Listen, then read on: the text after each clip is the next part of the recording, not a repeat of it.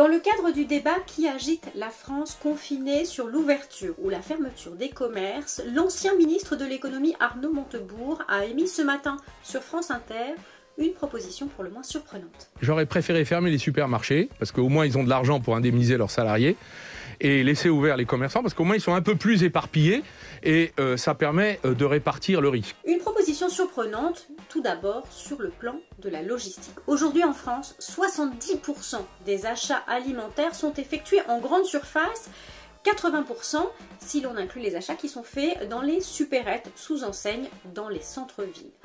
Comment peut-on imaginer qu'il serait possible pour des commerces de centre-ville de prendre le relais si on fermait ce canal de distribution?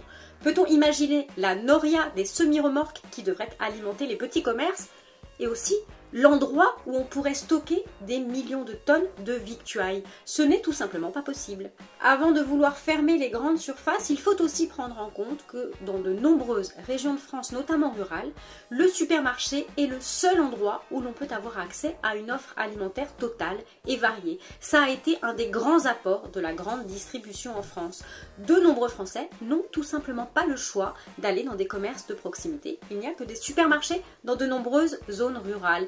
Et puis ça pose aussi une question de budget. Aller faire ses courses dans les petits commerces, c'est beaucoup plus cher que dans les supermarchés. Et de très nombreux Français ont un budget contraint et n'ont tout simplement pas le choix de ce luxe. Fermer les supermarchés, ça revient à priver des millions de Français de l'accès à la nourriture. D'un point de vue économique, cette proposition est tout aussi surprenante. La grande distribution représente en France l'équivalent d'un chiffre d'affaires annuel de 190 milliards d'euros hors taxes. Un ancien ministre de l'économie peut-il, sans sourciller, envisager de priver son pays en crise d'une telle ressource économique? Il y a dans cette proposition d'Arnaud Montebourg un autre point tout à fait surprenant. La grande distribution en France emploie 660 000 personnes. 90% d'entre eux sont en CDI, 1 sur 5 à moins de 25 ans.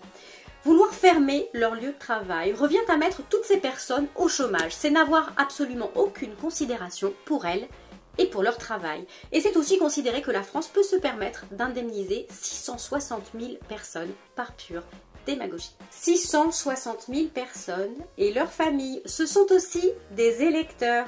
Un homme politique visiblement en campagne pour l'élection présidentielle devrait peut-être réfléchir au fait que des élections ont basculé pour beaucoup moins que ça.